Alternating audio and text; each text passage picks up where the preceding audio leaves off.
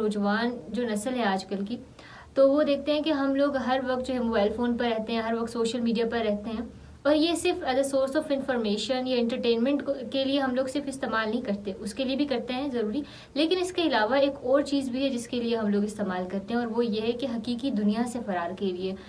بہت سے نوجوان آج کل ہم دیکھتے ہیں کہ جو ڈپریس ہوتے ہیں یا جو کسی کو انزائٹی ہوتی ہے، یا اس کے علاوہ جو ہے نا کوئی تھکا ہوا ہوتا ہے، ریلیکس کرنا چاہ رہا ہوتا ہے، تو ہمیشہ جلدی سے موبائل فون استعمال جو ہے وہ اٹھاتا ہے اور اس کے بعد جو استعمال کرنے لگ جاتا ہے، اور ہم لوگ جو ہے پورا دن پھر انسٹاگرام اسکرول کر رہے ہوتے ہیں، ٹک ٹاک اسکرول کر رہے ہوتے ہیں، فیس بک اور باقی تمام تر جو اپلیکیشنس ہیں، اور ان کا جو ہے پھر ہم دیکھتے ہیں کہ ہم لوگ نا حقیقی دنیا سے فرار چاہیے ہوتا ہے ہمیں، ہم لوگوں کو اپنی ٹینشن سے، اپنی مشکلات سے، اپنی تھکاوٹ سے، ہر چیز سے نا ہم لوگ جو ایگزٹ چاہتے ہیں، اور اس کے بعد جو ہے سوشل میڈیا ایک بڑا ایزی سا سورس ہمیں لگتا ہے، اور اس کے بعد جو ہے ہم لوگ ہمیشہ زیادہ سے زیادہ وقت اس پر گزارتے ہیں۔ تو یہ چیز تھوڑی سی ہم لوگوں نے کم کرنی ہے، اس لیے کیونکہ ہم لوگوں نے اپنی حقیقی زندگی کے اندر زیادہ سے زیادہ ٹائم اسپینڈ کرنا ہے اپنے بہت سے فرینڈس کے ساتھ، بہت سی فیملی